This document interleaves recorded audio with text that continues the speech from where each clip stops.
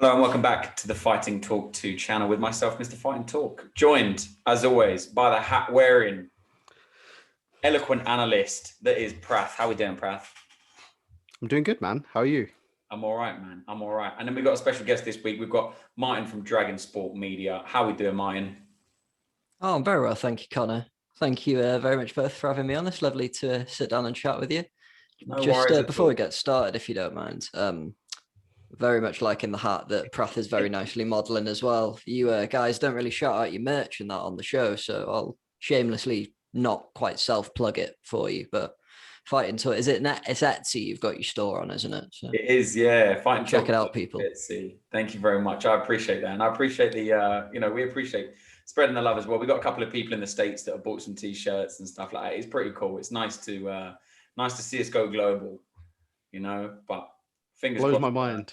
That's it. We'll just keep going with it. We'll just keep going with it. And as long as the UFC and Bellator are putting on fights, we will continue to do this show. And last night we obviously had another card. The main event was Cody Garbrandt versus Rothwell that we're going to get into a little bit later. But there was someone George was very hyped on last week, who was DVorak. Prath, he had a one-arm choke last night, didn't he? You're obviously pretty hot as well on this guy after this finish yesterday. Talk me through his performance. Yeah, man. Textbook almost performance. Amazing pressure. Great hands. And when he was able to get him down, controlled him like almost immediately. Sunk in the rear naked choke with one arm. Looked like he was trying to get his second arm. The other gentleman, oh god, I can't remember it. Like Juan Camilo. He's a hell of a name on him. That's definitely one for the child's book for the guys. Amazing control, rear naked choke, one arm, tried to control the other arm, but couldn't even get it loose, but just finished it with the one arm, and a beautiful submission. Massive props, and I know he's a big flyweight prospect for George, so I'm excited to see where he kind of goes from here and who they match him up against next. I'd love to see him against like a Kai Kara France, who has great pressure, great kind of takedown defense, and great submission defense. It's a big matchup. I think that would be a great next step for DVorak. And what kind of, obviously to as we all know, when you're getting a guillotine on, you hand on the bicep, that kind of stuff, hand goes over, squeeze, and the neck is kind of in the archway of your elbow, right? But to do it with one arm, you've got to have some serious power in that one arm, right? Yeah, Scott, he must have had a serious squeeze, man. He had good back control, so I know that he had his kind of hooks in deep. Was able to just, I think the other thing as well is when the other guy's kind of controlling it, he's kind of pulling, he's almost if he's going in the direction of where the guy's pulling as well, then he can almost get it a little bit deeper as well. And yeah, again, just beautiful technique. Beautiful power, apologies. Beautiful power as well. He just looked like as soon as he got him down and had his arm under the neck, there was like no way out. He looked like he was going to hang on for dear life, backpack almost territories.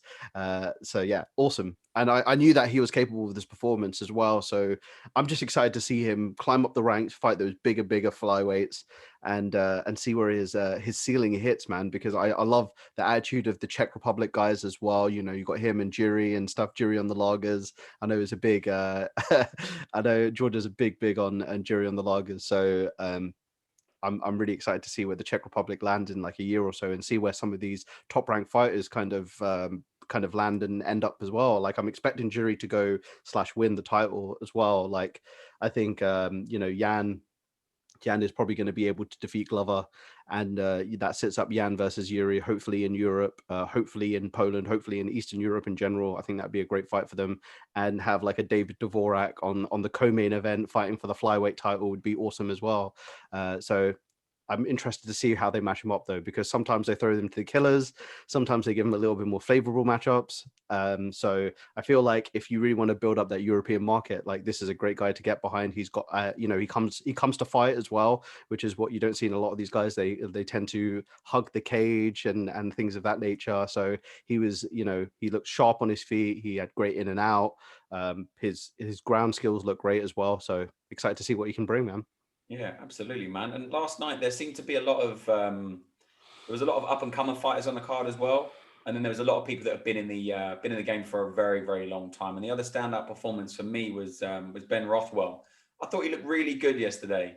Martin, what did you think about his performance? Because obviously he was fighting a guy, Chris Barnett, who was coming in, very, very short gentleman as well, was heavily balding. I don't know if anyone saw his cameras and stuff like that, but he was very, very bald underneath all that kind of stuff. But Big Ben, man, he's been in the industry for a long, long time. I think it was 50th fight yesterday. But where do you think he goes after this? What do you think he's going to do now with the rest of his career?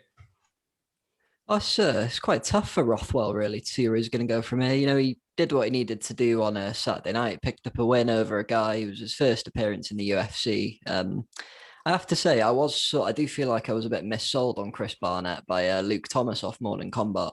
He was going on about a 5'9" heavyweight who can throw spinning back kicks and sort of does flips and the worm to celebrate a win and whatnot. But, you know, he's a bit of a character. That's what you want in the octagon. It sort of helps attract more eyes to the fight. It was clear to see Rothwell had a massive size advantage in the cage. I think Barnett did really struggle with the range to a point, but when he was getting inside, he did not necessarily clip him once or twice, but he did get a few shots off. You know, the finish was quite good. I think, was it a bit of a takedown out of desperation he shot him for? So got the front headlock, cinched up the guillotine nicely. So about to move around into it to finish it. But, you know, once the wrist bone sort of under the windpipe and you're tightening it up, it's just a matter of time, really. Especially when you're a guy like Rothwell, you've got the size of him. He's got arms like absolute bloody things of lumber, hasn't he? You know, you get squeezed off someone like that, you're either going to tap and have Keith Peterson with his Siggy breath waiting you up. Oh, exactly. You know, that's not easy to do. How old is Rothwell now? Is he about 36, 38? He's getting up there, I imagine. He's been 39. 39 for Fnac. I was going to say he's been fighting probably as long as I've been watching the UFC. So. He's about to hit his heavyweight prime. There you go. Well, that's the thing.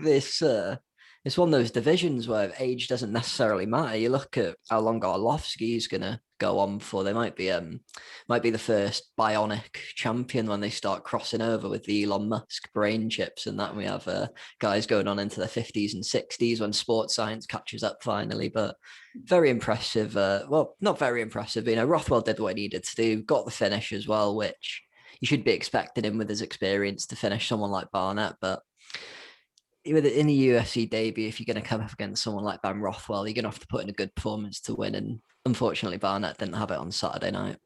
Completely, man. And like we were saying about, you know, Ben Rothwell is 39, and that is quite old in this game.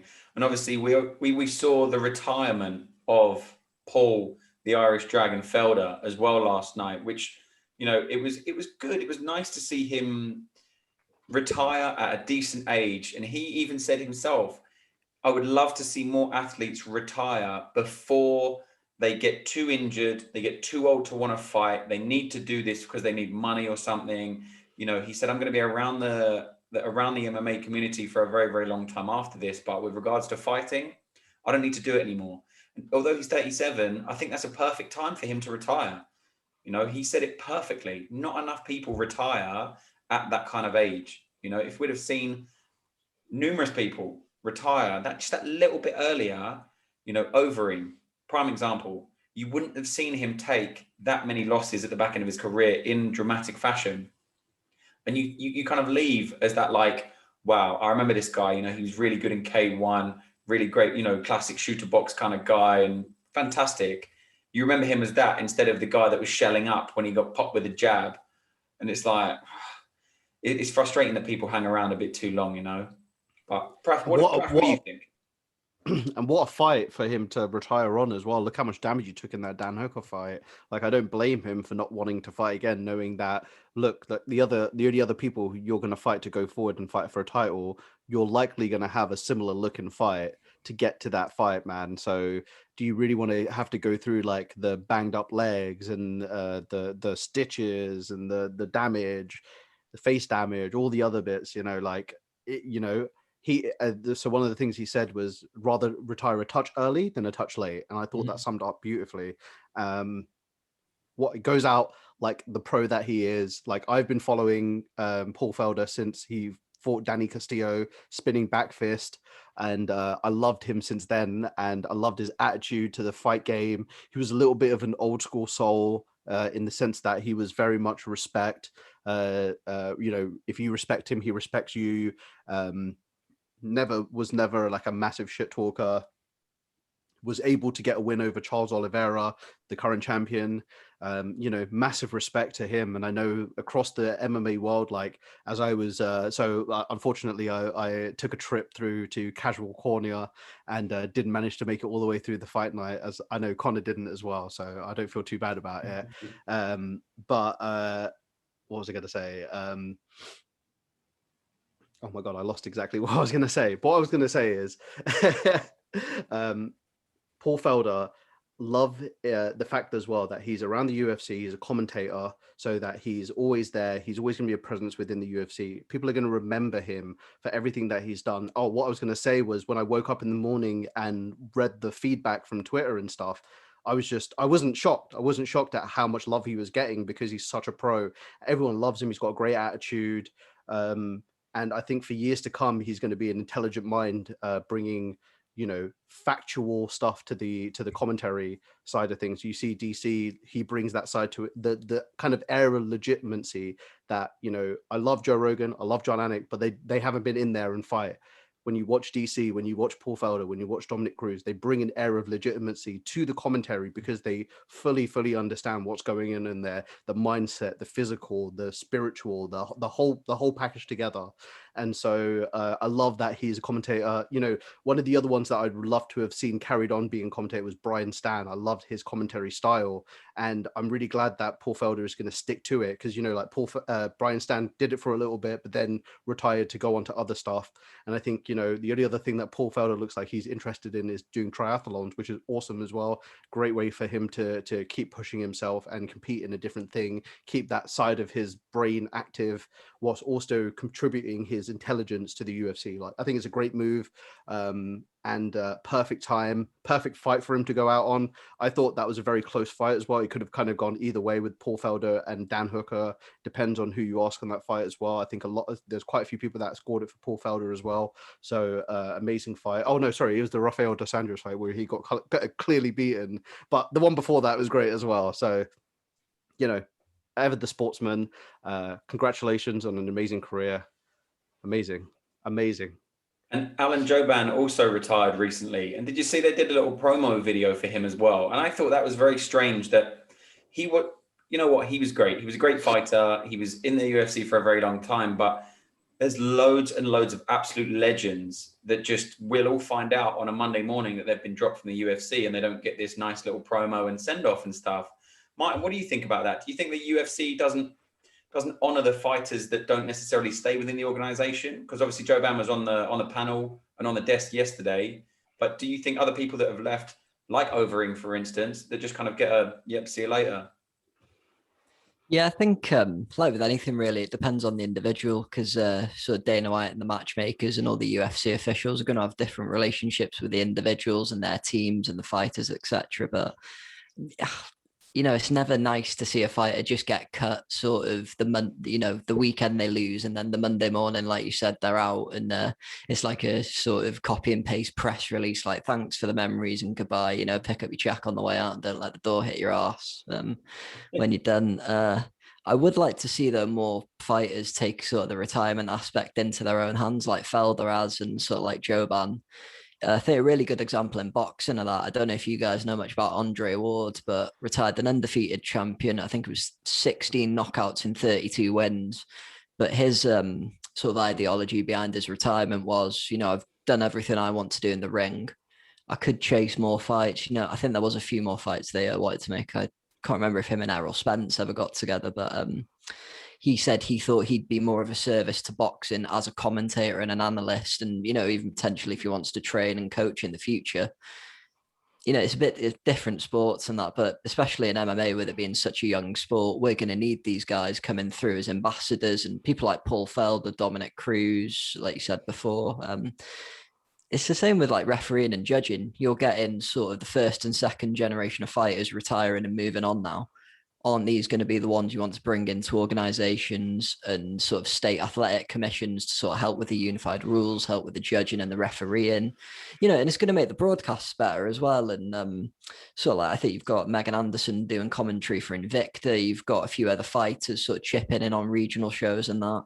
I know even, some of them are even putting their own promotions on and that now. So it's, that's another good way for them to make money after they retire. Sort of, the wave of footballers in the UK in the 90s, sort of spending all their money and then sort of being broke come 40. And they're like, okay, I've got to get a proper job now. What do I do? You only get a short career. You've got to make your nest egg in that time. And if you can extend your career through analysis or coaching, that's only going to benefit the sport and yourself at the end of the day. But would like to see more fighters walk away without sort of all scar tissue on their face and not really be able to string a sentence together.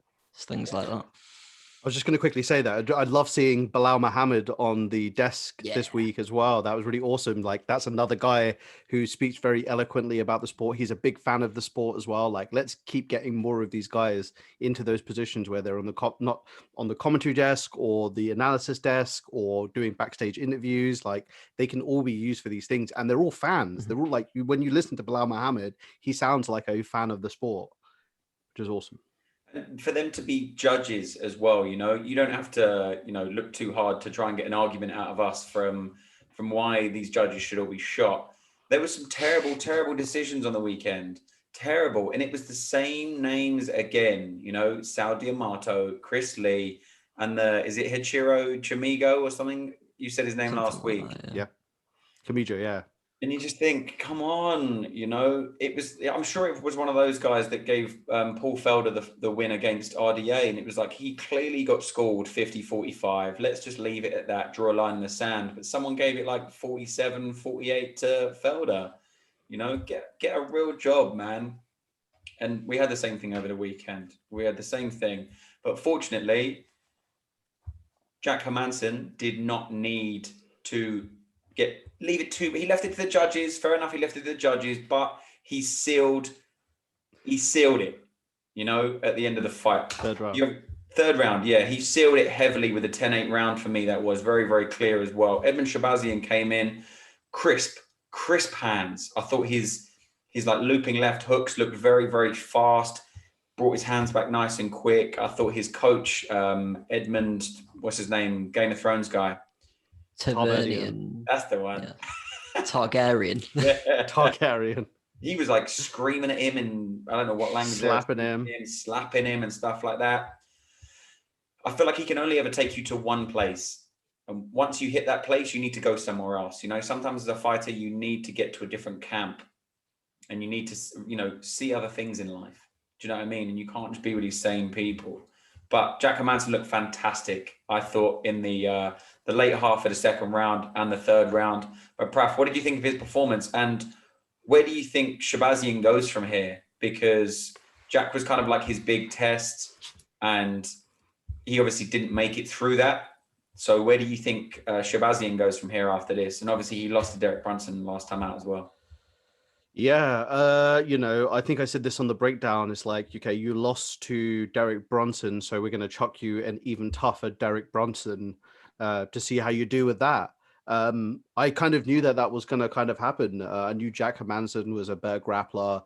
I assumed he wouldn't take much risk in the first round. He looked like he took a lot of risk, kind of, I wouldn't say hanging in the pocket, but just kind of shelling up a little bit and just allowing Edmund Shabazian to just kind of land on him. Interesting first round, but it looks like he went back into the corner at the second and third round and came out, and his coach was like, grapple the hell out of him. And what did he do? He came out and grappled the hell out of him. So just an impressive performance in terms of control. It's actually really funny. Actually, I was watching this particular fight came on, and I was hanging out with my roommate. And my roommate is a girl, right?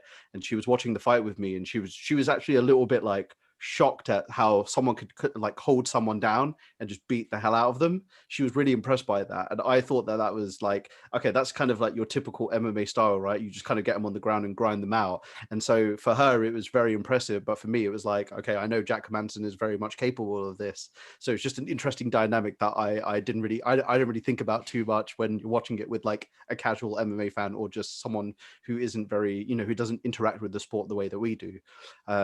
Where does Edmund Shabazian go from here? I don't know. I would love to see him against a striker just to kind of get his confidence back. I think, he did great in that first round. His punches looked great throughout the fight. He has a great jab on him as well, which I think, against the right style matchups, he'll build up his confidence again, get him into a camp where they're going to just be, dude, like he needs to be in camps where they're just like shooting on your legs, like every minute of the day, like American Top Team or, the Lab in Phoenix. I know they've got a lot of wrestlers and stuff like that. Like they need to go to one of those camps where he's just getting grappled every single day.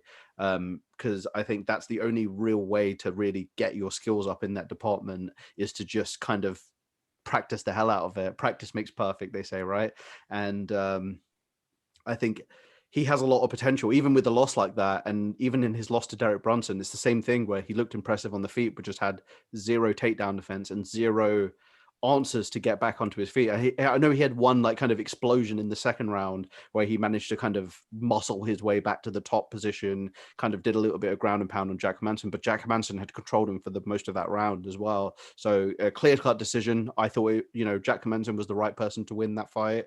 I thought, Edmund won the first round. I thought Edmund could have taken the second round, and that would have led it to being a draw. So if he, won 10-9, 10-9, and then Hermansson get 10-8 in that last round, you're leading there with a draw. But I was kind of like not angry if they gave it to Jack Hermansson over the draw as well. So great fight as well, man. I'm hoping Edmund Shabazian is able to break away from the Tarverdian curse, if you will. It seems that, I think he's probably very well aware that, Edmund has the reputation that he does. I just hope that he's able to look past that for the greater good of his career, and is able to really, pull his head out of his backside and, gain some perspective and, not everything is going to be in one place. You have to go and experience different things, go to different places, experience different bodies and technique. I'm sure he is like, you have, if you look at American Top Team, right, that's just like a piranha tank full of piranhas, right? When you look at somewhere like Edmund, I'm sure Edmund Shabazian has a great team, but he's not constantly being pushed by other people. He's probably doing a lot of the pushing. He's probably like the top dog in that gym. He's probably the one that, they bring in sparring partners and he's knocking them out left, right, and center. I wouldn't be surprised if he is, because he's got great hands. But is he being grapple fucked every day? Is he being held against the cage all the time? Is he being pulled to the ground constantly and like get out from these positions? Probably not. He's probably in advantageous boxing sparring sessions where he's KOing dudes left, right, and center. So I would love to see him get really pushed into another camp, look at the fruits of that labor, go to TriStar, I think TriStar would be a great fit. He could very much evolve into like a Rory McDonald type fighter who has great defense and has a very technical stand-up game. It's just about finding the right people to back you up and pull you forward. And that's the thing, I think so many fighters get caught up in this, in these camps with yes men. They have a lot of kind of their team around them are yes men, and they're like, oh, how am I doing? Was it a good session? And everyone's just going, yeah, it was great. But in the big picture, you don't want to be having good sparring sessions in your camp. You don't want to be having good days where you're beating people up. You should be the one that is getting completely ridden like Seabiscuit for 8-12 weeks before. And then you go into the fight, you're like, wow, this is easy. And this is just us speculating, but like from the way that they conduct themselves, I would not be surprised if that's how they're like planning his sparring sessions. They're just giving him, people that he could just go in. Maybe they have like the same dimensions as Jack Hermansson, but he's just going in and KOing them within 3 strikes because they're bums. I wouldn't be surprised. Yeah, completely. No, I agree. Mike, where do you think Jack Hermansson goes from here? Because my own personal opinion, I don't know if it's yours, is he's always going to be that mid-level fighter. He's never going to be the top echelon of the division. He's never going to be the elite 1 or 2 contender. He's always just going to be floating around that kind of midsection. But where does he go from this after being what is essentially quite a big name in Edmund Shabazian? Sorry. Where do you think he goes from here? I'm quite glad you asked that question, actually, because I was thinking about that before we came on. I do quite like Hermansson, I have to say. I think it was about 2016 or about 2015 when he was the Cage Warriors champion in their middleweight division. I do remember seeing him, I think it was the third round, near the end of the third round, he knocked out Alan Carlos to retain one of his, it was one of his title defenses. And then like 6 months later, he made his UFC debut. So really, I quite like anyone who's got a modified guillotine named after them, to be honest with you. You've got the McKeotine, the Jokatine, the Marcellitine. It's quite tricky because he's sort of, like you said, he's sort of that mid-level of the top 15 fighter. He's beaten sort of the lower half, but he does sort of struggle against the sort of upper half. But I mean, he sort of has that Joker ace in the pack card where he can catch you in a heel hook or something early into a round. Like I think it was Gastelum he did that with, wasn't it? But yeah, I think he did well. Like it's that your typical grappler versus striker matchup. He did what he needed to do in the second and third round to beat Shabazian. He made the right adjustments, but against someone who's maybe a bit crisper on their feet, like a Darren Till, or even moving up to like a Robert Whittaker or the champion Adesanya, he's got a loss to Cannonier on his record, has he, as well? So, he's already sort of tried with that next level up, and he's not quite sort of made the jump. But if you don't mind, I'd just like to talk about something I've seen recently with strikers not really having a lot of jiu-jitsu fundamentals. And you've got to imagine in a camp, they sort of split it out quite sort of evenly. You do your striking, you do your wrestling, you do your submission grappling. But I don't want to sound like sort of too much like a prick or anything saying stuff like this, but just got my first stripe in jiu-jitsu. I'm very happy, very proud of myself. Got it on Friday. But thank you. But I should have bought my belt off, actually. I feel like a bit of an idiot not bringing it on with me. I feel like I should. I'll post the picture later so there's evidence. But the first thing you learn before you even roll or anything like that, you're in mount, or you sort of, someone's mounted you, and you're learning how you improve your position by elbow escaping, shoulder walking, sort of trying to shrimp out, frame up. I'm seeing a lot of these guys either being their guard or being half guard or on mount. They're happy to just lay there. Breaks my heart that Tony Ferguson is on this losing streak, because I've got a poster of him behind. It's a bit far in the background, but again, Dariush just got him down. He wasn't trying to shoulder walk out, create the space. You'd think him being a 10th planet guy as well, he'd be trying to sort of get into rubber guard and double back Dariush and be trying to throw up these weird submissions. But like with Shabazian, I don't know if I saw something on Twitter saying maybe they have cut ties with his coach or something like that. Or maybe it's just rumors. I might have been clickbaited, but definitely needs to go to a wrestling heavy camp. TriStar's a very good show. I mean, look what Faraz Ahabi did with GSP and Romac. I think Danaher still nips up there occasionally to train. I know he's one of the people that was helping George St. Pierre with his jiu-jitsu, John Danaher. So any wrestling heavy camp, I think, would be good for Shabazian. I can't really see Hermansson moving too much further up in the rankings. I think he's 7th going into this weekend. He might jump up 1 or 2, but yeah, if he can get a few nice fights, maybe get another win or 2, look to cash in on it, because I think he's getting up there a bit as well. He's getting into the sort of later chapters of his career, but solid win, made the right adjustments he needed to against a pretty decent striker. But Shabazian's young and he can still improve, but I think he needs to make a few of the changes now as opposed to later. Yeah, and it was good to see. Jack Hermansson definitely did try and finish the fight. The last like 30, 35 seconds, 40 seconds, he was really, really putting the work on. He was the elbows. He almost had him in like side control, but he was very, very kind of like heavy over one side, almost like he was trying to move to a crucifix kind of position.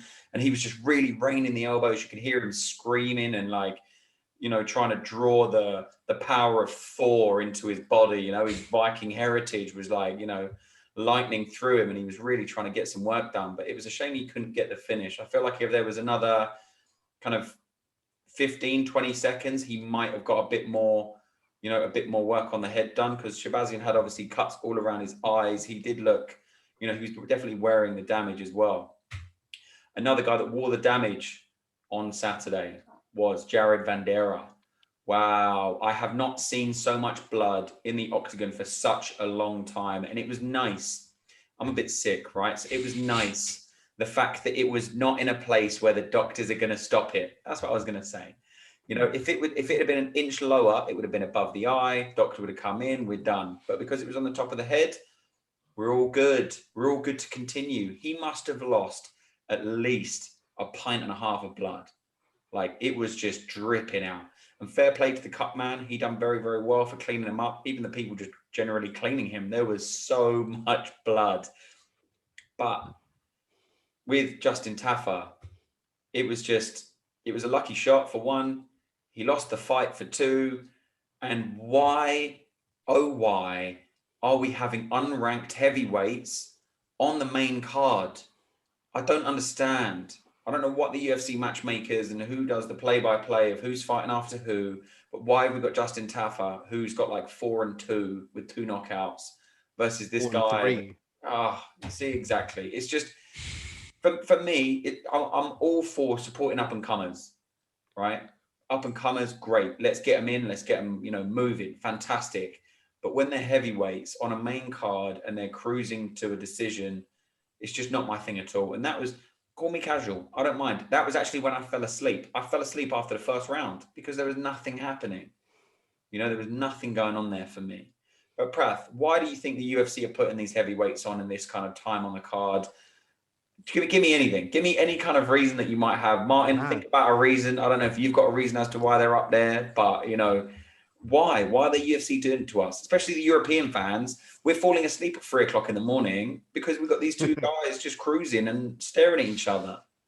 Yeah, no, I very much agree, man. And I think we said this either last week or the week before, which was, I'd love to sit in on a meeting or talk to a Sean Shelby or a Mick Maynard to just know, like what is the rhetoric behind these cards? Like, why is Justin Taffer on the main card? Why is Ben Rothwell on the prelims? Why have you put Court McGee on the prelims and not on the main card? Like, these are just random names. I'm not saying they deserve to be here or there or anywhere.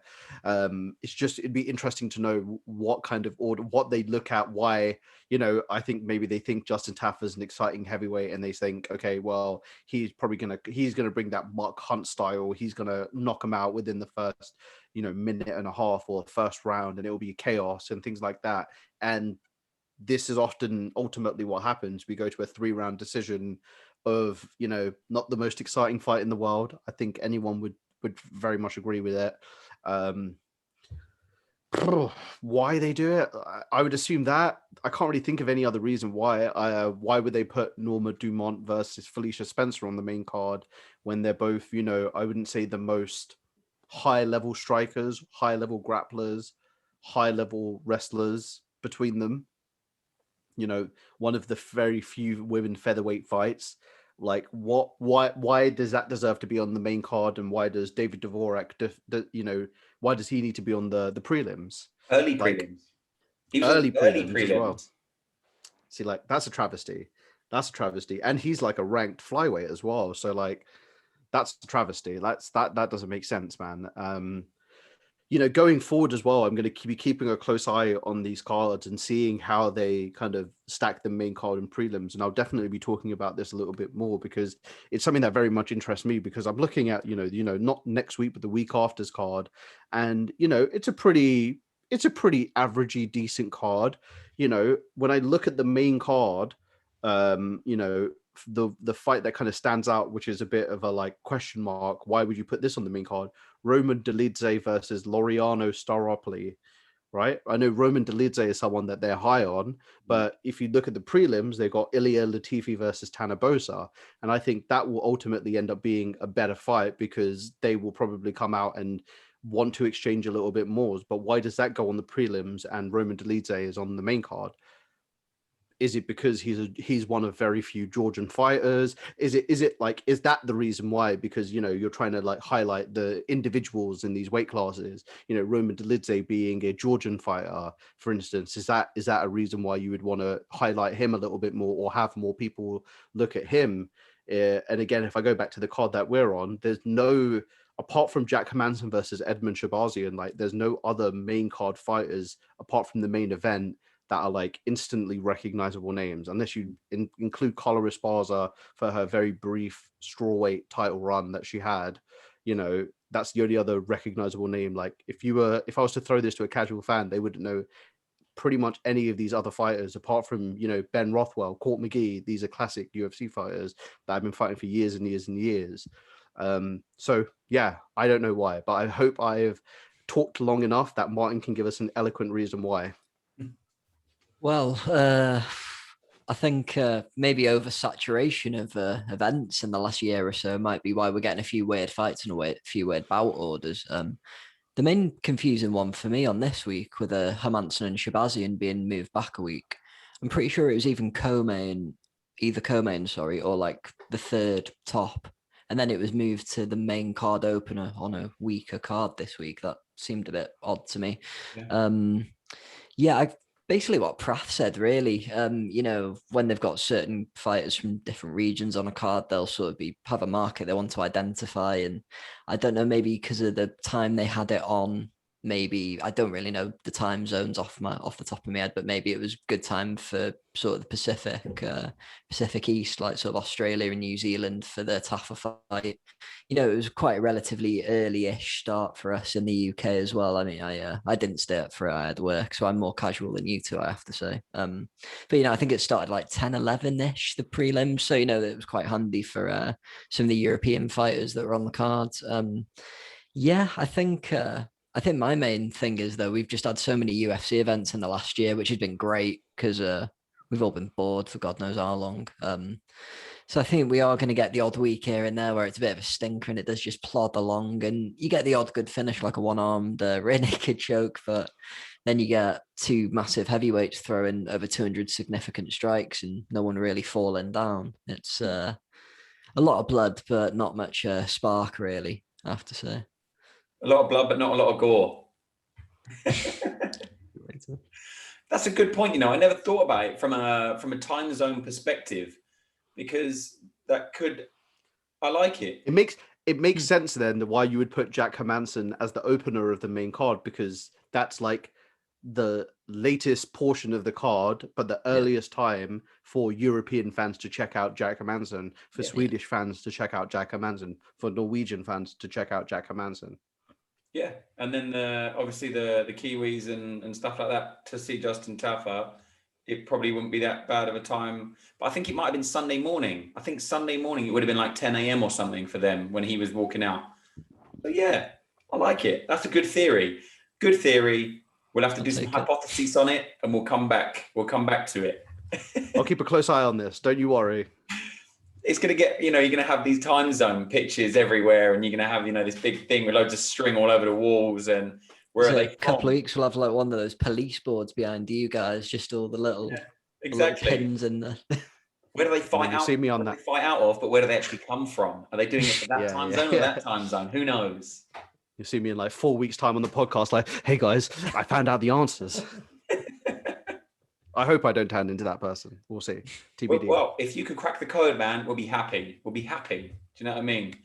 I shall certainly try. Next up for the Chinese fans, we obviously had Yan Xiaonan, who didn't have the best performance, unfortunately, but she was up against a very, very tough challenger in Carla Esparza. Obviously, George was very, very high on this lady as well. George is not on the show. He is actually an owner of a load of bars down in the southwest of the UK.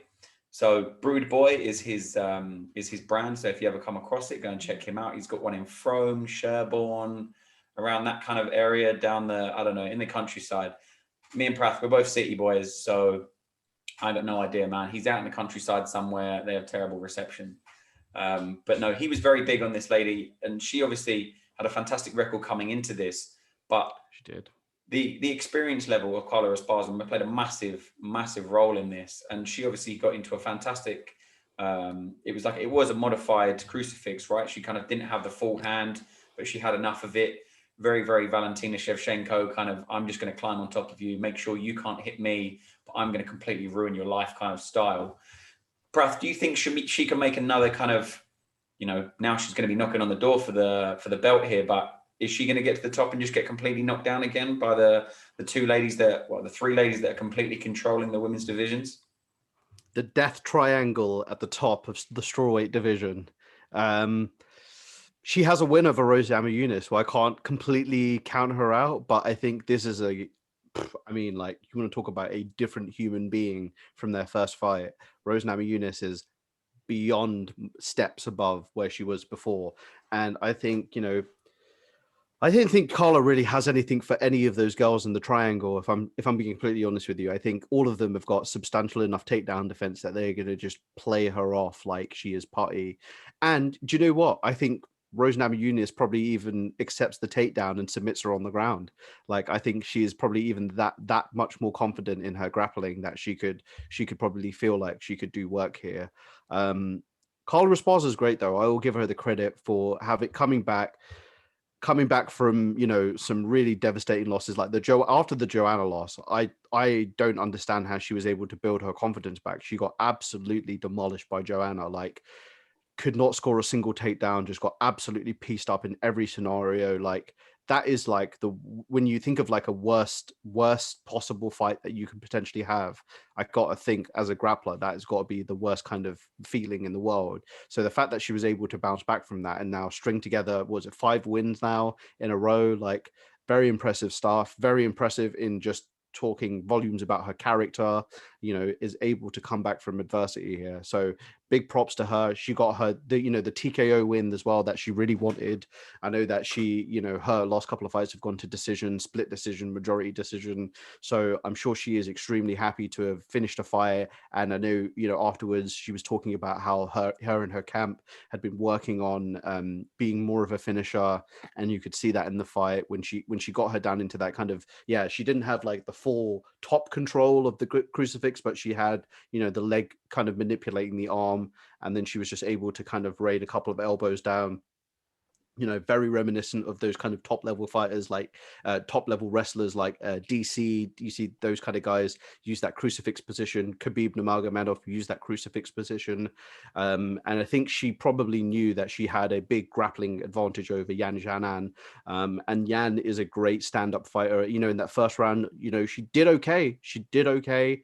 I wouldn't say that she was completely out of the fight. And I think Carla just kind of was able to weather a little bit of the storm and kind of push forward and impose her game, take her down. And I think once she got her down, she was just kind of felt like she had the bigger advantage there and just kind of controlled her from then. So big ups to Carla Esparza. Like great to see her get a win. It's a tough division as well because it's the same as when you look at the flyweight division. It's like, okay, well, you've won your fight. What's your prize for winning the fight? You fight up into the next ranked person. And who have you got? You've got the Grim Reaper. Like, who else is she going to fight? She's going to fight 3 of the toughest women that you're going to find in any weight class, in any company in the world, which is, for me, the best. Rose Namajunas, Weili Zhang, and Joanna Jędrzejczyk. And it looks like these 3 just want to fight each other. It doesn't look like they are particularly wanting to take other fights. I think Joanna probably even scoffs at the idea of fighting Carla Esparza again. And she just goes, I'd demolish her. So I think the only person out of those 3 that would really look to potentially take a fight with Carla Esparza might be Weili Zhang. But I think Weili is probably looking to fight Rose again. So I think for me, I would assume that that's next fight. I would actually, even though she got finished, I would love to see Weili have another fight against Rose and just to have that, kind of like the Joanna fight, right? Where she finished Joanna in the first fight, but was able to have like a more technical chess match in the second fight. And I think that's exactly how the second fight between Zhang and Rose goes. So that's a great fight. I don't know if Carla is willing to wait. So does she take another fight? Who will they fight? Who will they match her up against? I can't imagine she's going to fight anyone in the old death triangle there. So it's got to be, someone a little bit lower down. Who we got? Mackenzie Dern, Marina Rodriguez. I know she has a win over Marina Rodriguez. So, she's only going to be the only other people that she's really going to be fighting are people she's either had a win against or someone that's going to really bounce off of taking her win, right? So if you think of, Nina Nunes or Claudia Gadelha or Michelle Waterson, these are all people that don't not coming off of wins. They're all coming off of losses, so they won't be matched up against her. So the only other person you've got there is Mackenzie Dern, who is a about as dangerous as you're going to get on the ground. So does Carla take that fight? I don't see her wanting to take that fight until maybe she's the champion and then, go out as a champion and lose. Just saying, maybe she's confident against all these people. I would just say that those, any match that she has now is going to be an extremely tough matchup for her. So good luck to you. No, absolutely, man. Absolutely.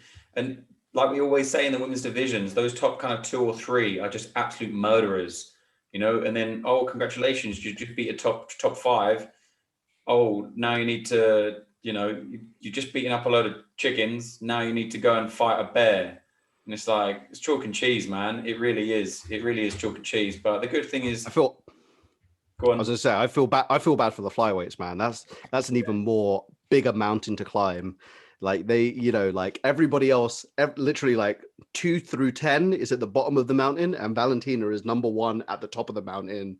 Good luck on your ascent. Yeah, exactly. Now, Yan Jianan, obviously, she was training out of the PI in China, right? And this year, for instance, I think they're like 0-7 or something in total, which is not great. But when I think of martial arts, right, you think, I don't know, it might be me, but you guys can, tell me your thoughts on this. When I think of martial arts and the history of martial arts, I think of, the first kind of martial arts film I watched was like Crouching Tiger, Hidden Dragon. Yeah, years ago. And I just associate like China and that those regions of the world with being fantastic fighters. And Brazil, you assume that they're all just going to be fantastic fighters, but what's going on over there? Martin, tell me, what's your 2 cents on this, man? Because the fighters that seem to be coming over from the PI in China, they don't seem to be hitting the mark. Are they coming up against just very, very competitive opponents, or is it a lack of whatever they're getting out there, man? That's a very good question. Great question. I was originally going to say, but I'm second guessing myself in my head at the minute, because obviously, you had Pride over in Japan, and that was probably the birth of modern MMA to a point, as we know. But, I have to say, I agree with you. Most traditional martial arts were started in China, Japan. You've got Thai boxing and things like that. I'm sure there's a few others from some of the other countries around there as well. But mixed martial arts, it started, was sort of brought to the forefront in America. It's a very Americanized sport to a point, I think. It's taken us Europeans a while to catch up with the Americans. They had the South Americans, the Brazilians have always been quite good, but they've had the jiu-jitsu base and, they're mad for their kickboxing over there as well, aren't they? I think, I don't really know. I think to a point, like with some other countries where they've just got PIs in and things like that, the talent's going to come. You are seeing more sort of Chinese and Asian fighters coming through on the undercards, and that you've seen the first champion, Zhang Weili.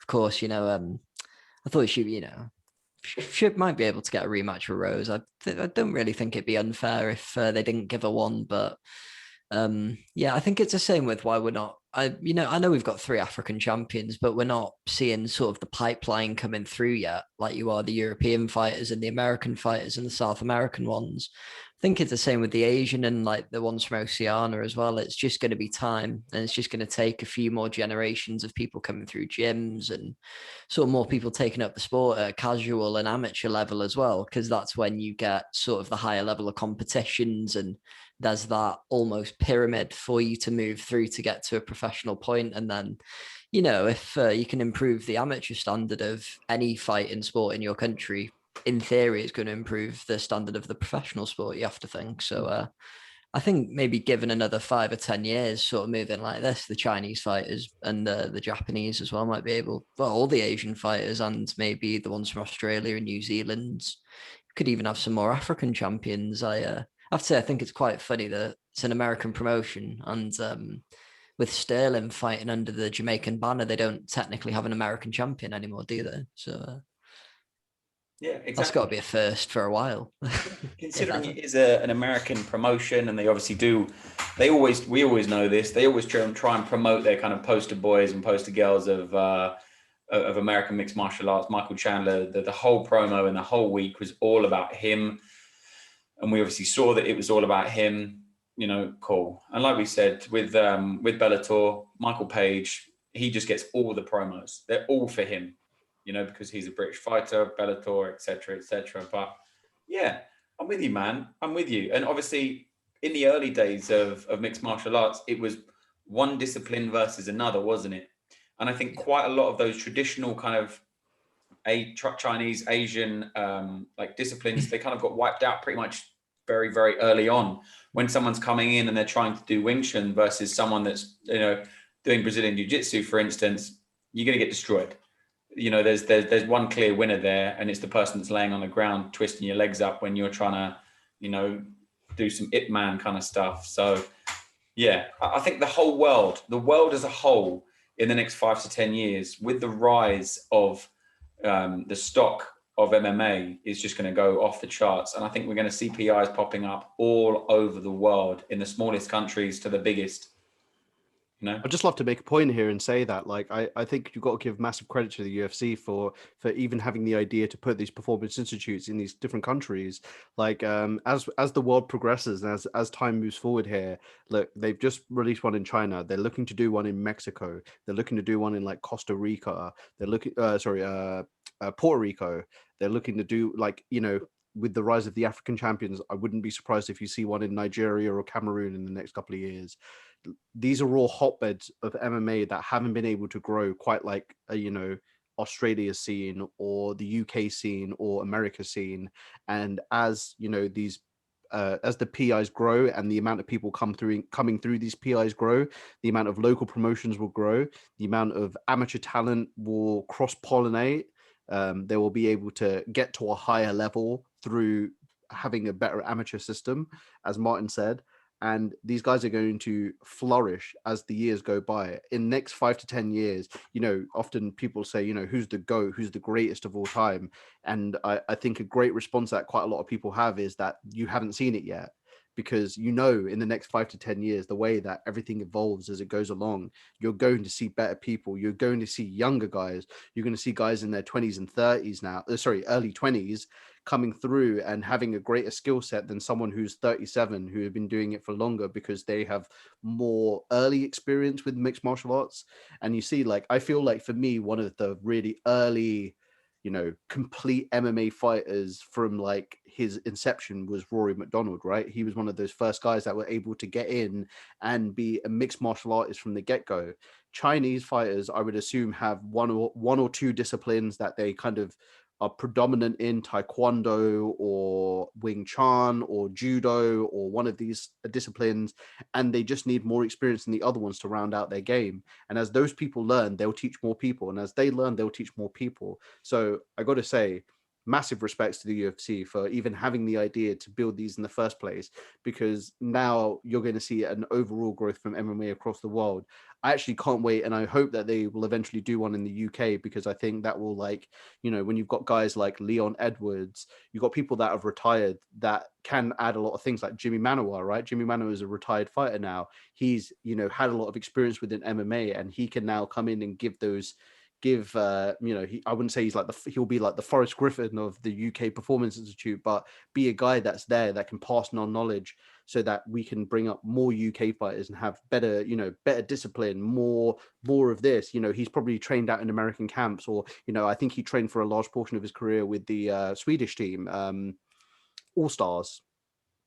And so he can bring a lot of that experience back to the UK, because I think that's the one thing that you don't really see in UK gyms, is the way that they have the culture out in the America gyms and the Swedish gyms and the other European gyms. We don't have that same-ish culture. And I think as time goes on, we're going to be able to build more of that. But we need to have, you know, like Bisping was talking about getting a UFC gym in the UK. We don't have any of these facilities in the UK currently. We have 2 at the moment, yeah?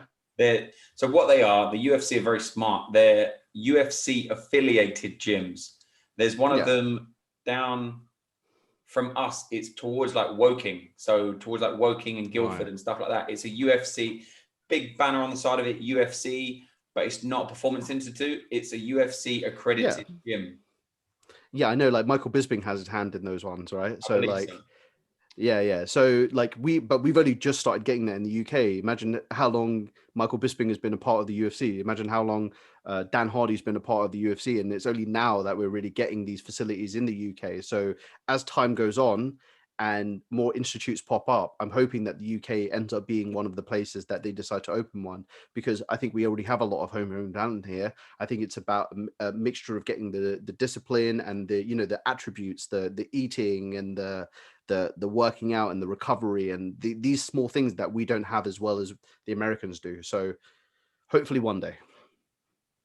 Yeah, fingers crossed, man. Fingers crossed. Because, and I've thought about this, because if you were to open an MMA gym now in London, for instance, there's a few of them. There's quite a few, but there's still not loads. You know, not like boxing gyms. Boxing gyms, you're never going to be 3 miles away from a boxing gym.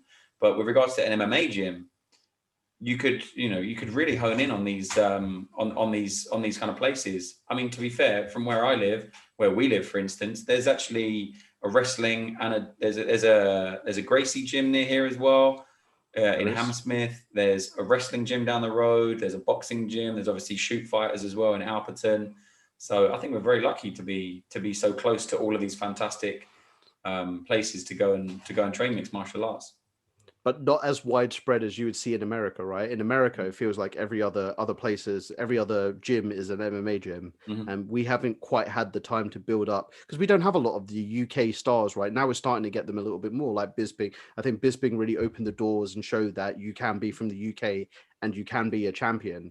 So I think now, as time goes on, we get more and more British people fighting in the UFC, more and more British fighters getting higher ranked in the UFC. I think another great prospect that we have, you know, Mason Jones, he's fighting in, I believe it's not next week, but the week after. You know, he's someone that the British people can really get behind, and we can really push and elevate him to go to the top. Look what we did with Conor McGregor. Like, at the end of the day, that was built off of mostly the Irish fans, but a lot of European fans were able to get behind him and really push his message forward.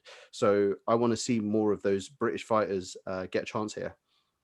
Yeah, I agree. Martin, what's your take on the Welsh fighters then? Because obviously Wales, you like to be very kind of, nope, they're not from the UK, they're not from England, they're not from over there, they're from Wales, right?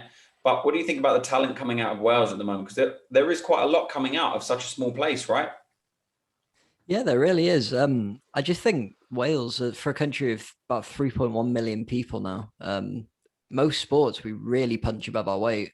European Championships 4 years ago, or 5 years ago now, sorry, actually, because it was 2016 semi-final.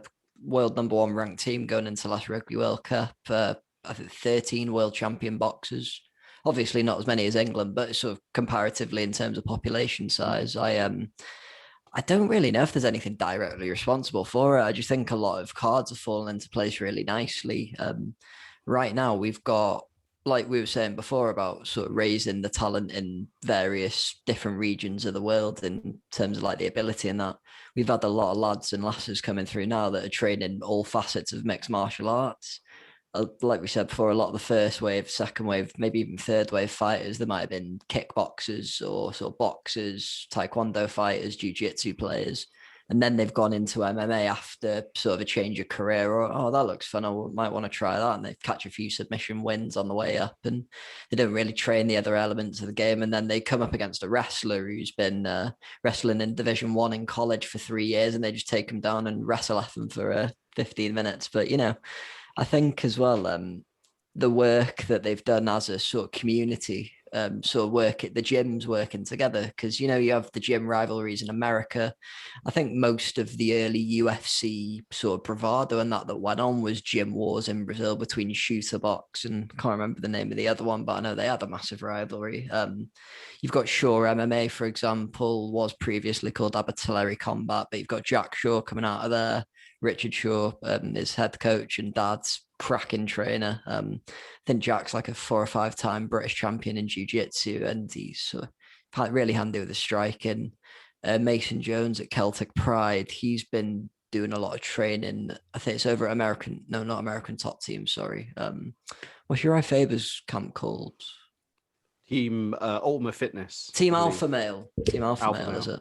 That's it. Him and Corey McKenna. I think Corey McKenna's been over there for quite a while now, but she's been working extensively with them.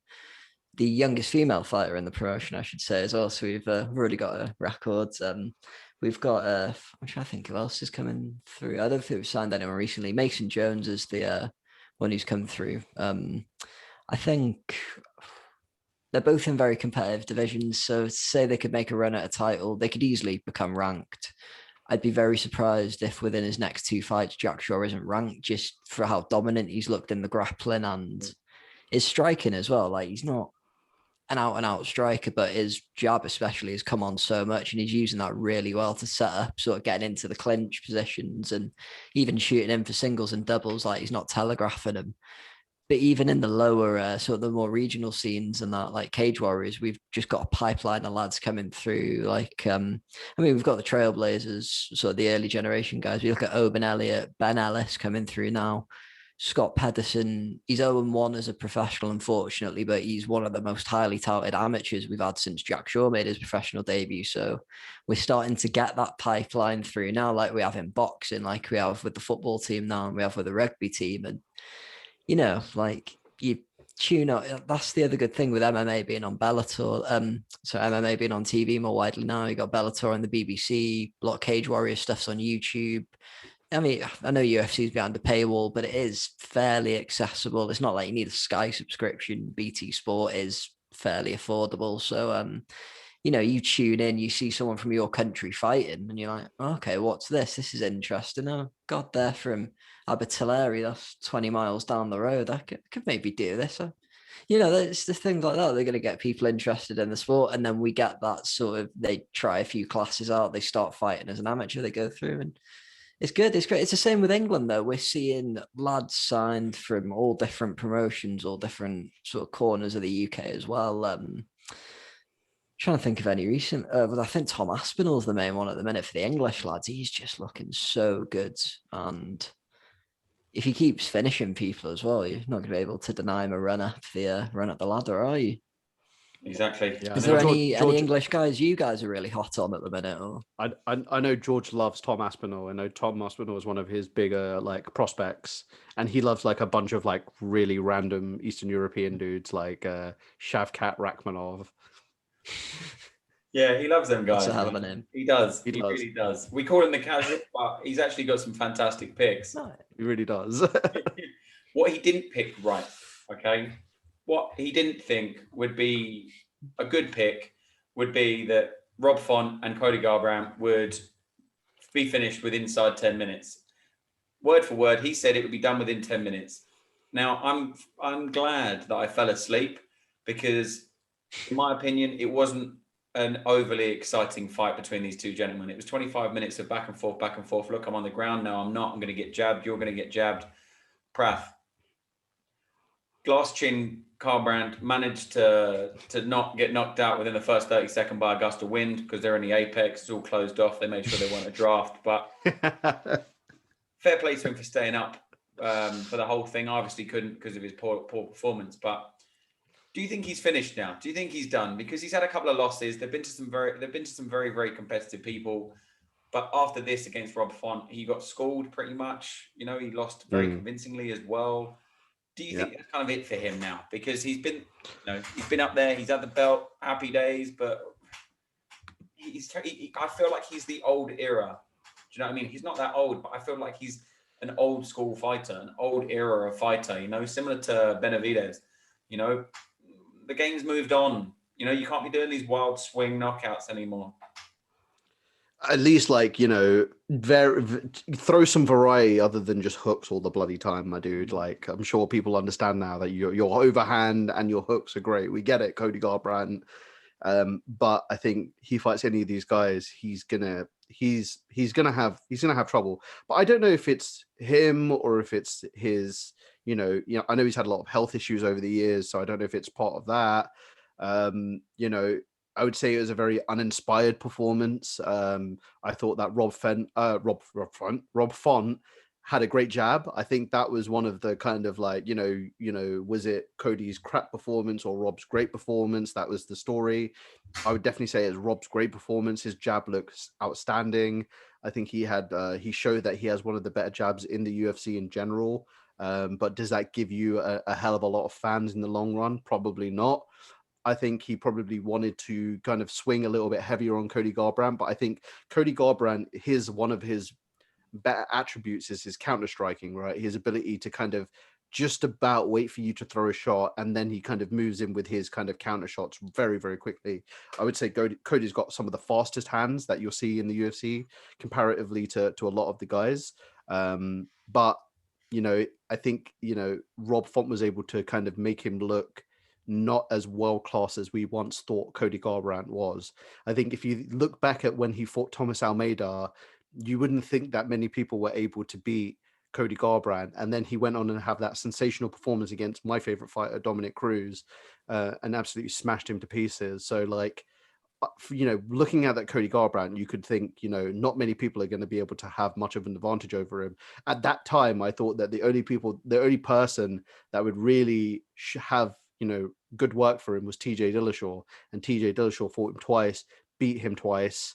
And then after that, I just feel like he wasn't able to evolve. He started getting a bunch of injuries, like all over the gaff, like torn bicep, neck issues, like actual health issues as well, pneumonia, COVID, all these kind of things. Like, these things add up and these things stack up. I don't know how old he is. I would say he's relatively young. He's only 29 years old. So I wouldn't say, he's old in any way, shape or form that, he can't get a couple of fights together and win. I think if he fights Dominic Cruz again, he'll have a great performance, because I think Dominic Cruz over the years has kind of slowed down. No, I love Dominic Cruz. I think he has a great style, but I think even now, even if he was to fight someone like Cody Garbrandt, it would be a very tough fight for him. But, is that what Cody Garbrandt's here to do? Is he here to fight, Dominic Cruz and, all these older fighters? Probably not. He wants to come in here and be a champion and be the he talks about being the flyweight champion and the bantamweight champion. And if you have fights like that, you're not going to beat the flyweights. The flyweights are too quick for you, and they're just going to piece you up. I look at someone like David DVorak, and I think David DVorak gives Cody Garbrandt a lot of fits, man. He's got great style for him. He's got great pressure. He isn't afraid to go in the ground. He isn't afraid to take you down and try and submit you from the ground as well. So I think that's a tough fight for Cody. Rob Font, though, man, great performance. I'd love to see him against, who do you really match him up against? If you look at the top 5 of the bantamweight division, all you've really got is Peter Yan and Corey Sandhagen. Both guys deserve title fights. Corey Sandhagen is entertaining TJ Dillashaw and allowing him to come in and potentially get a title shot off of his name, which I really hope not. I hope Corey Sandhagen pieces him up. And we see the rematch between Peter Yan and Aljamain Sterling. Seems like Aljamain Sterling wants to fight everybody else other than Peter Yan. So, I wouldn't be, crazy things have happened in seeing Aljamain Sterling versus Rob Font, in the middle of this week, announced for September. I wouldn't be surprised if something like that happens, because Aljamain Sterling's playing a very weird game right now. I wouldn't also be surprised if you see Aljamain Sterling versus Henry Cejudo. These are all fights that I actually, as much as I don't think should happen, could realistically happen in the next 6 months. Did we ever think we were going to get Floyd Money Mayweather versus Logan Paul, though? So, as we know, with these kind of sports and with entertainment, the real root of all these things, and MMA, boxing, everything, they all stem from gladiators, right? Money. Money, but they all stem from gladiators. They're just two men in there to entertain people. Yeah. It doesn't matter what they could be getting chased by lions. They could be like throwing spears at each other, and they could be doing anything. We've all seen Gladiator. Are you not entertained? Because that's what it is. It's a spectator sport. People want to see this. And even if people don't want to see it, they will just give it to us anyway and go, well, no, you really do want to see this. It's all sales, it's all marketing, and it's all money. It really is all money. And I think Cody Garbrandt, if he keeps having these same kind of performances, even against other people in the bantamweight division, and I don't know who else you really match him up against, like Frankie Edgar. He trains out of Mark Henry's camp now. I don't see him fighting Frankie Edgar. Jose Aldo, potentially. Like, these are fights. They're fights. They're great fights. But, like, does that get him up the division? No. Do I see Cody Garbrandt beating Jose Aldo and going, okay, well, he definitely needs to fight for a title? Probably not. I think Cody Garbrandt's going to have a long climb back up the hill. And that's one thing I took away from Paul Felder's retirement was, that was one of the things that really dictated whether he should take his retirement. Is like he's looking back up at the mountain and going, can I really claw back here and stack those 3-4 wins that he might need to get to then potentially have a title eliminator and then potentially fight for a title. Like, it's going to be a long way back for him. And I know he's a former champion. I know Dana White absolutely loves Cody Garbrandt because he puts him in these big fights. He puts him in these, fight night main events and stuff like that. He puts him in very favorable matches, which he ends up losing half the time. Puts him up against Pedro Munoz. Pedro Munoz knocks him out. So, I think maybe the only other thing I can really think of is if he, finally cuts the weight, makes the move down to 125 and starts trying to fight those guys and seeing where he lands. But again, I think the guys at 125 are incredibly quick. I think the big hallmark of the flyweight division is their speed and their technicality. If you're not a black belt in every discipline, you're going to struggle at flyweight. No, I'm with you, man. Now, Rob Font is obviously not a household name, is he? He's not like, we all know Cody Garbrandt or Cody Garbrandt, however you want to say it, Prath, it's up to you. But we all know who he is and we know what he's done. We know what he's about. And then we all know Dominic Cruz, et cetera, et cetera. There's certain names that but Rob Font doesn't seem to be one of them. Martin, what does he have to do to kind of get his name out there a little bit more? He's obviously very good in the technical stand-up. But these kind of fighters that are going to be fighting for a belt very, very soon, what do they have to do to kind of get into the forefront of the spectators' minds? I've always been a bit surprised. Rob Font, obviously, I don't think he's going to be a massive household name like McGregor, Adesanya, Masvidal type, but he's a top contender in a very, very competitive division. I've always been quite a fan of sort of bantamweight, featherweight, lightweight, but I think especially bantamweight now, it's probably the most competitive it's been since I've been watching the sport. I think this Cody win, with Cody being a former champion, I think, I'll put a disclaimer out about Cody Garbrandt first. He beat one of my favorite fighters, Dominic Cruz, off a 3-year layoff, was it? I don't like the guy. Instead of trying to finish him off, he was just dancing about like an absolute prick. Mate, you're a fighter. You're not bloody Michael Jackson. Come on, sort yourself out. Yes. But yeah, I'm not a fan of all that bravado, to be honest. But he's an interesting character. I believe within a year, 12 months, don't know if it was a calendar year, Garbrandt went from being unranked to being champion, which, that doesn't happen by chance, does it? I think he really struggled I think they're quite similar in terms of height. I think Font had a bit of a reach advantage that really showed with his jab. But again, MMA Twitter seems to be fixated on Cody Garbrandt being one of the best boxers in the lower weight categories. Did they not see his performance on Saturday night? I think he got outboxed by a man with a much sharper jab. He was using his jab cross really well as well. And I think he just set the pace too early on for Garbrandt to really be able to catch up. You could maybe make a case for him winning the first round with the 2 takedowns, but he didn't really do much with him. Same with the last round as well. You could make a case for him winning. I probably just about gave him that one for the flourish at the end, but solid win for Rob Font.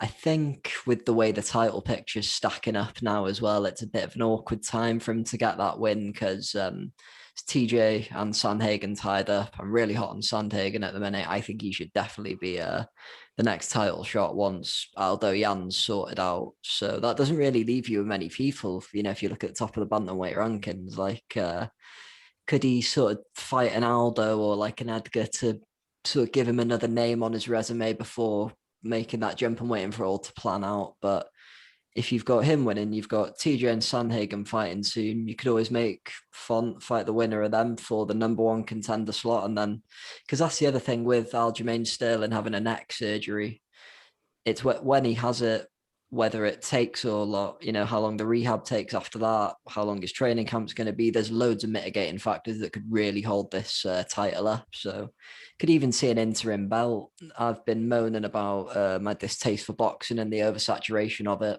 I don't like interim belts either, but in situations like this where you've got injuries and layoffs and rematches, it can sort of stop the division being held up as much and give someone sort of a guaranteed chance at a title shot. Unless you're poor Tony Ferguson. So, no, I'm with you. And we've spoken about this on the show before. I think if you're planning to have a year off, vacate. You know, Yeah. if you're planning to have a year, 18 months off, vacate. Just leave it. Do you know what I mean? There's no point. You know, Will likely come back and be put in that title fight anyway. Yeah. Like, it's not like you'll be like, okay, well, now you got to win 6 fights. And again, unless you're Tony Ferguson, yeah, you know, you'll probably most likely get put back into at least, like, if not the championship fight, a number 1 contender fight. Yeah, exactly. And I think that's fair. You know, if Khabib was to Yeah. come back, he would fight straight for the belt. Yeah. You know, and he's retired, he's gone away, he vacated. It's cool, but you know where he's at and you know what kind of person he is, so he'd come back and he'd fight for the belt. He's not going to come back and fight Rafael dos Anjos. He's going to come back and fight Charles Oliveira. Exactly. You know, and it's I'm not a fan of our Joe. Kind of, everyone's calling him the paper champ, and he's really messed up his fan base. He really has messed up his fan base so hard, to the point where I was a big fan, man. Oh, I was a big fan. I quite liked him big until fan. all this. Yeah, man. Yeah, but see, and we're all diehards. We're all diehard fans of MMA. I mean, we're looking at him going, bit of a dick move there, mate. You know? Yeah. Fair enough. You got need. Cool. Take the win. Cool. I have no issues with any of this. No issues. But don't do all of the stuff afterwards. You know? Don't do all of the stuff afterwards. It's just very frustrating. He should have just literally shut off his Twitter until he accepted the fight with the rematch with Peter Yan. If you had to go through surgeries, whatever, say that you got to go through surgeries, but then shut up. No Henry Cejudo pictures, no celebration pictures.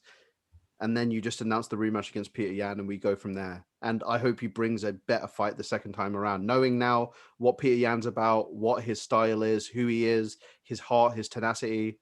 Like, now you can come back from that and hopefully we'll have a better second fight. Yeah.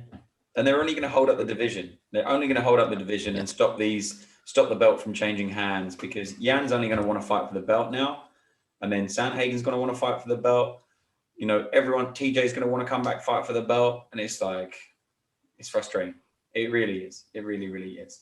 But we are going to cap off the show there unless anyone has anything else they want to mention. I can't think of any of the other fights that was really stood out for me. No. All good. Everyone else is pretty decent. Yeah. Nice one. Well, we have no UFC next weekend, so we get a weekend off, but we're going to be talking about some topical stuff. Send us a message on Twitter if there's anything you want us to talk about at Fight and Talk 2. And if not, we're just going to talk some topical stuff anyway, because we just like it. We like putting it into the episodes, and we like talking about mixed martial arts, the sport that we all love so much. But Martin, thank you so much for jumping on. Do you want to shout yourself out and do all the usual stuff?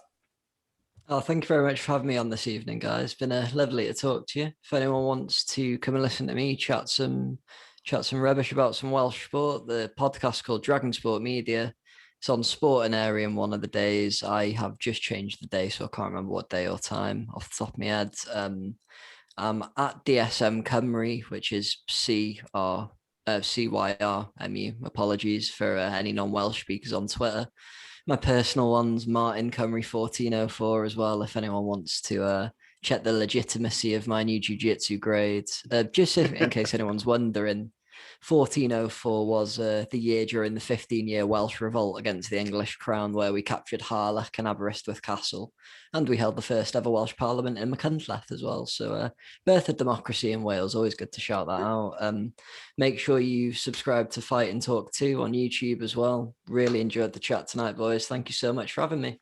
No worries at all. Thank you very much, man. And let's see, look, we even give you a little history lesson on the show as well.